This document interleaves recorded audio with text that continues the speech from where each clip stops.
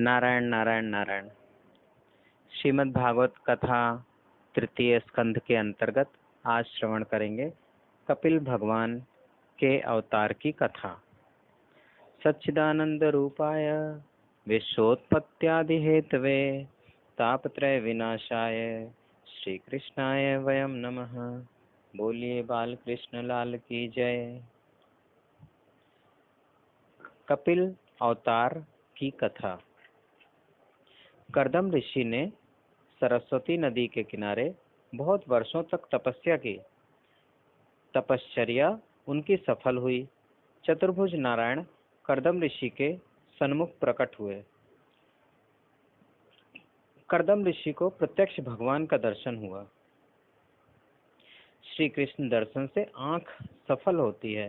श्री कृष्ण चरण को स्पर्श करने से त्वगींद्रिय सफल होती है।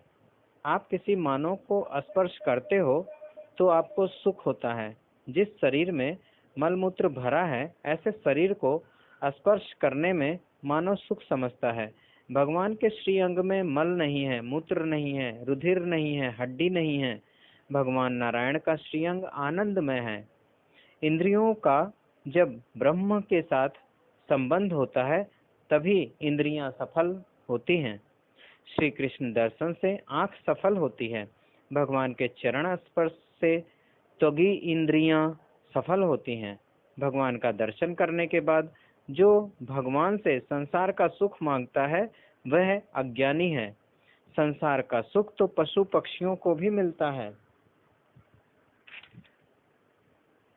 पशु पक्षियों में पति पत्नी होते हैं। भगवान के पास कभी लौकिक सुख मांगना नहीं। जो भगवान के पास लौकिक सुख, संसार का सुख मांगता है वह भगवान के स्वरूप को नहीं जानता।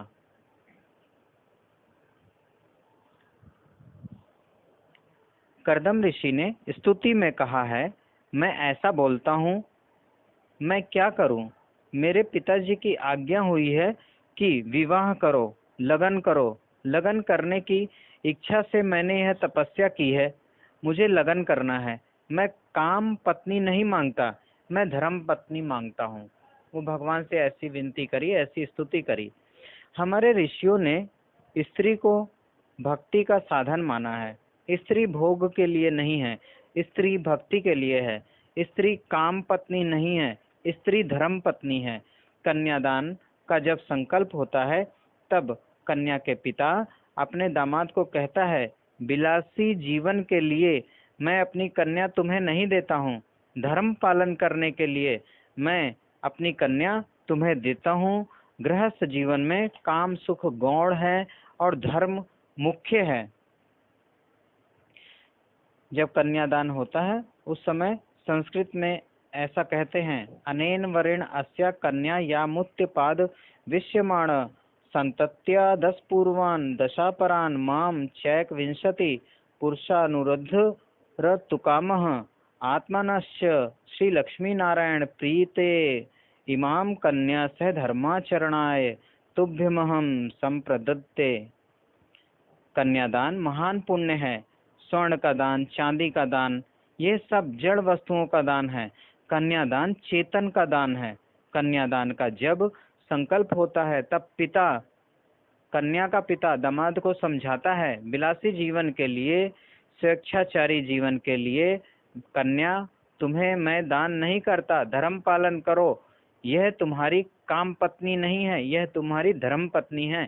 पति पत्नी का जीवन में, पति पत्नी के जीवन में काम गौण होता है और धर्म मुख्य होता है। अकेला पुरुष भक्ति नहीं कर सकता है, अकेली स्त्री भी भक्ति नहीं कर सकती है। स्त्री को पुरुष की जरूरत है, पुरुष को स्त्री की जरूरत है। शास्त्रों में ऐसा वर्णन है, स्त्री हृदय में स्नेह ज्यादा होता है। स्त्री हृदय स्नेह प्रधान है। स्नेह प्रधान हृदय होने से वह मातृ हृदय से ही सेवा करती है। बच्चे को बाप बड़ा नहीं कर सकता है, माँ बड़ा कर सकती है। माँ के हृदय में अतिशय स्नेह है। पिता पैसा भले दे, माता के हृदय में स्नेह ज्यादा होती है। स्त्री हृदय स्नेह प्रधान है, पुरुष के हृदय में स्नेह कम होता है। शास्त्रों में ऐसा लिखा है, स्त्री में स्नेह तो ज्यादा है किंतु स्त्री की बुद्धि थोड़ी कम होती है, मंद होती है। स्त्री बुद्धि कम है, पुरुष में स्नेह कम है, बुद्धि ज्यादा है। स्त्री हृदय स्नेह प्रधान और भोला है। स्त्री हृदय भोला होने से स्त्री हृदय बराबर परीक्षा नहीं कर सकता। किसकी सेवा करनी चाहिए, कितना समर्पण करना चाहिए, सेवा करने लायक कौन है, स्त्री नहीं समझ सकती। सेवा करना स्त्री का स्वभाव है। स्त्री हृदय में स्नेह तो ज्यादा है, लेकिन परीक्षा बराबर पुरुष हृदय कर सकता है। पुरुष की बुद्धि तीक्ष्ण है, स्त्री की बुद्धि मंद है।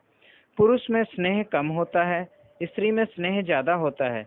स्त्री भक्ति का साधन है।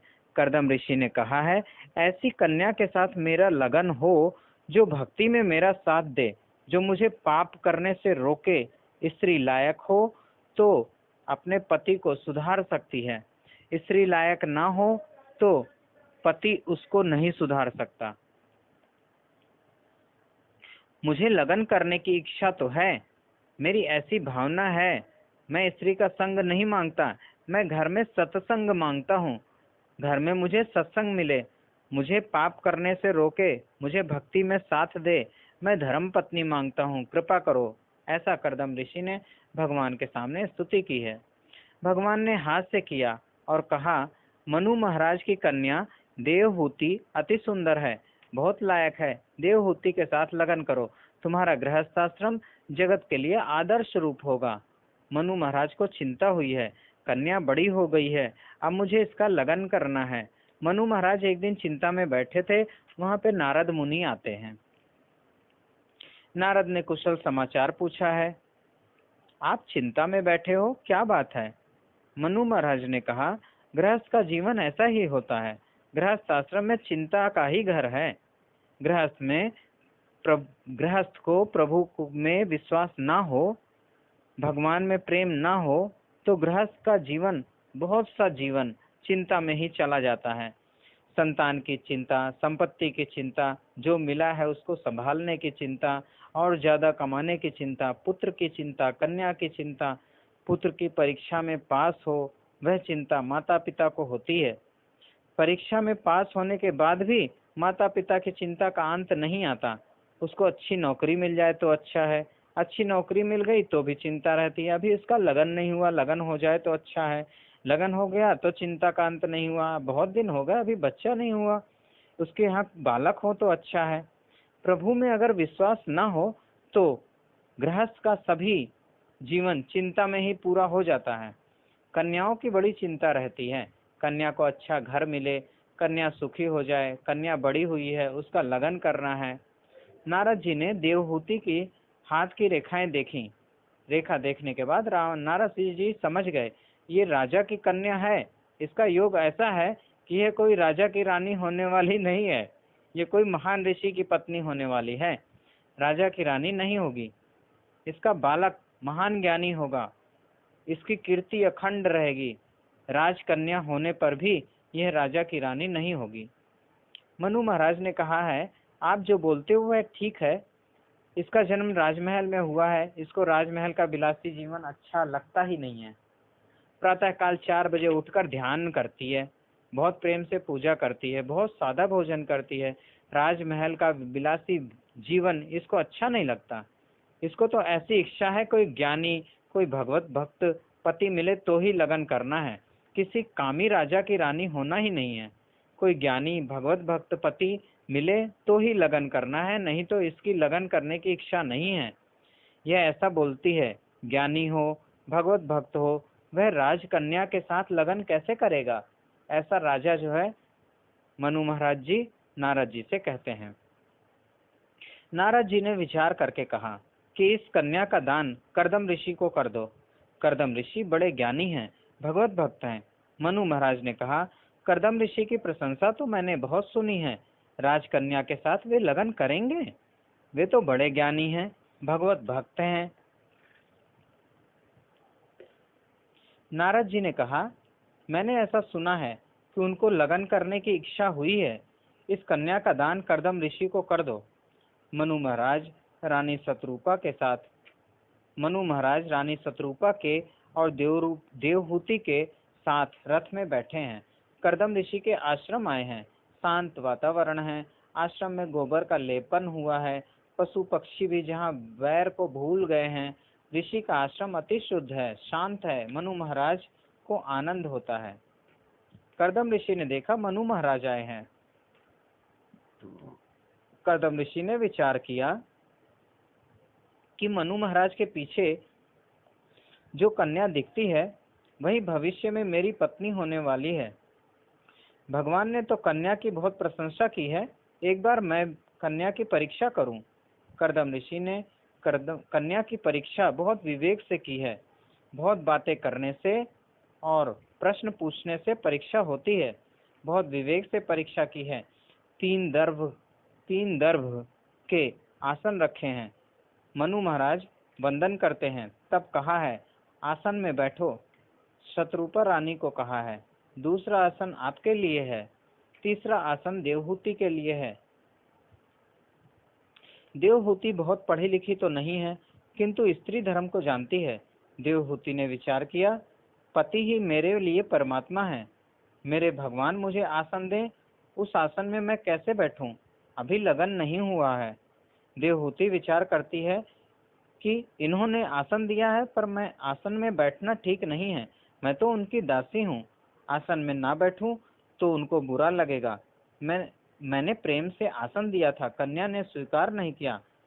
पति मेरे लिए परमात्मा है। जिस स्त्री को पति में परमात्मा का दर्शन नहीं होता, उसको मंदिर में मूर्ति में भी भगवान का दर्शन नहीं होता। शास्त्रों में ऐसा लिखा है शास्त्रों में ऐसा लिखा है कि पत्नी पति में नारायण की भावना करे और पति पत्नी में लक्ष्मी की भावना करे। पति पत्नी लक्ष्मी नारायण का स्वरूप हैं। पत्नी के पुण्य से, उसके भाग्य से पति का आयुष्य बढ़ता है।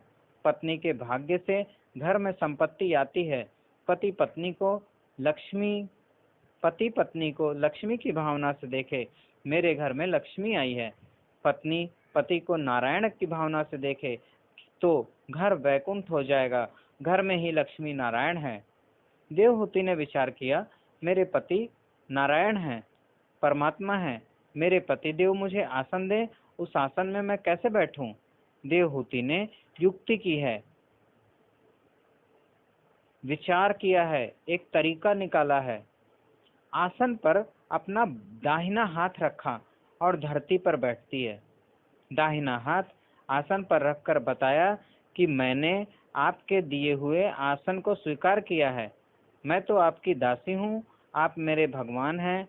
आप आसन दें तो उस आसन में कैसे बैठूं? मुझे पाप लगेगा। मेरे पति मेरे परमात्मा हैं। देवहूति बहुत पुराने जमाने की है, इसलिए ऐसा समझती है। आजकल तो पति को आदेश करने लगी हैं। कितनी तो पति को नौकर जैसा समझती हैं। स्त्री पति में परमात्मा की भावना करे, पति पत्नी में लक्ष्मी की भावना करे तो घर बैकुंठ बन जाएगा। कर्दम ऋषि ने देखा है, परीक्षा में पास है, परीक्षा हो गई, बहुत लायक है। मनु महाराज ने कहा है, मैं कन्या दान करने की इच्छा से आया हूँ, आप इस कन्या को स्वीकार करें। संत हृदय सरल होता है, सरल हृदय में भगवान का प्रवेश होता है। जो कपट करता है, झूठ बोलता है, उसका हृदय बांका हो जाता है। बांके हृदय में, टेढ़े हृदय में, वक्र हृदय में भगवान नहीं आते हैं। जिसका हृदय सरल है, उसी हृदय में प्रभु का प्रवेश होता है। छल कपट करने वाले का मन अशांत रहता है। कर्दम ऋषि बड़े ज्ञानी हैं, महान तपस्वी हैं, जरा भी कपट नहीं किया। सरलता से मन में जो था वह कह दिया, मुझे लगन करने की इच्छा है, ऐसा बोल दिया। महान ज्ञानी हैं, महान भगवत भक्त हैं। जो मन में था सो सरलता से कह दिया, मुझे लगन करने की इच्छा हुई है। मनु महाराज ने कहा, मुझे कन्यादान करने की इच्छा हुई है, मैं आपको कन्यादान करने के लिए आया हूँ, आप इसको स्वीकार करें। कर्दम ऋषि ने कहा, मुझे लगन तो करना है, मुझे सावधान होकर के लगन करना है। जो सावधान होकर के लगन करता है उसका गृहस्थ आश्रम संन्यास आश्रम से भी श्रेष्ठ हो जाता है। लगन करना महान पुण्य है। सावधान होकर के लगन करने का क्या अर्थ है? लगन के समय ब्राह्मण लोग वेद मंत्र बोलते हैं, कहते हैं वर कन्या सावधान सावधान, शुभ लग्न सावधान। वे जानते हैं कि लगन होने के बाद ये दोनों गाफिल हो जाएंगे। अब ये सावधान रहने वाले नहीं हैं, इसलिए सावधान बोलते हैं।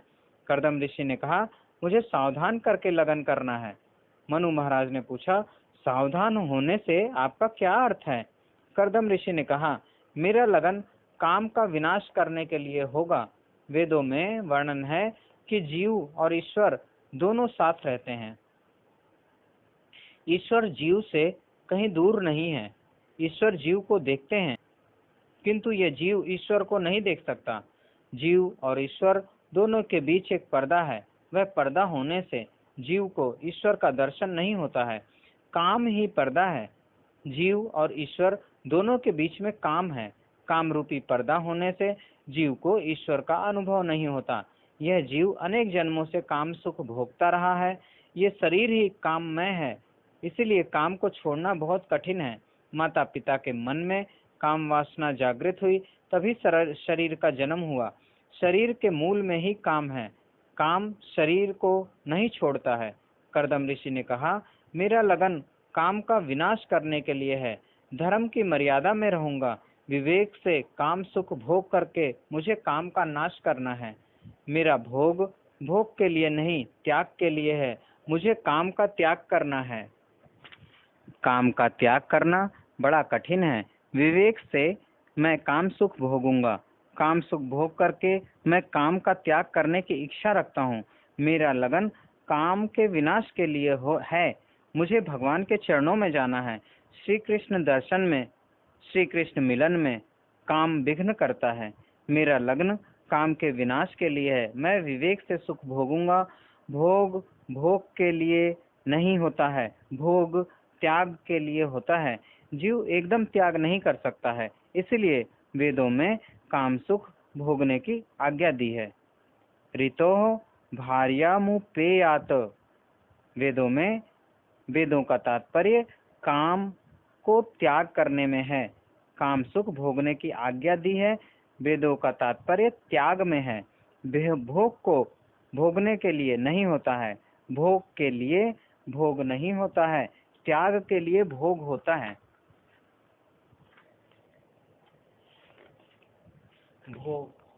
मैं विवेक से सुख भोगूंगा। मेरी तो ऐसी इच्छा है कि एक बालक के जन्म होने के बाद मैं पति पत्नी का लौकिक संबंध नहीं रखूंगा। एक सत्पुत्र होने के बाद मेरा विचार है कि मैं सन्यासी बनूं। मैं सन्यास लूंगा। कदाचित सन्यास ग्रहण ना करूं, घर में रहूं, तो एक घर में भाई और बहन जैसा पवित्र जीवन पत्नी के साथ बिताऊंगा। एक पुत्र होने के बाद पति पत्नी का लौकिक संबंध रखना ही नहीं है। ऐसा कर्दम जी ने कहा।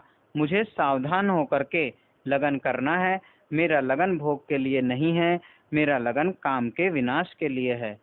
अतो भजिष्ये समयेन साध्वीं यावत् तेजो विभ्रयादात्मनो में अतो धर्मान पारम हंस्य मुख्यान शुक्ल प्रोक्तान बहुमन्ये विहिंसनान।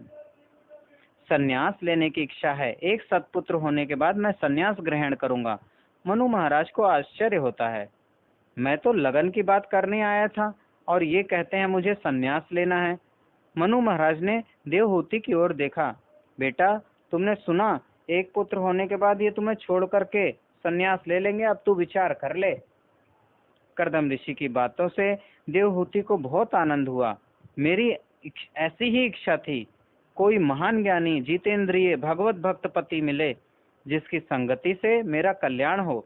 पत्नी है नौका, पति है नाविक। नौका न हो तो नाविक कभी किनारे नहीं जा सकता। नाविक को नौका की जरूरत है और नौका को नाविक की जरूरत है। पति पत्नी का पवित्र संबंध संसार सागर तरने के लिए है, डूबने के लिए नहीं है।